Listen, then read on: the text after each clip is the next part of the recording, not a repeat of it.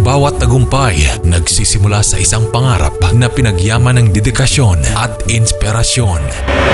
Mula sa simpleng pamumuhay, ang batang isinilang sa Tiong, Quezon, nagsimulang maging panadero sa Marikina hanggang sa dalhin ang kanyang mga pangarap sa UAE. Katulad ng pandesal, nagsisimula sa mga payak na sangkap at nagdadaan sa tindi ng apoy upang maging masarap na tinapay. Ang mga pinagdaanang hirap, ang mga balakid sa kanyang landas, nagmistulang apoy sa pugon. Nagbibigay ng liwanag habang sumusubok sa kanyang kakayanan, kasama ang kanyang pamilya na nagbibigay ng pag-asa. Katuwang ay sipag at tiyaga upang makaahon sa kahirapan.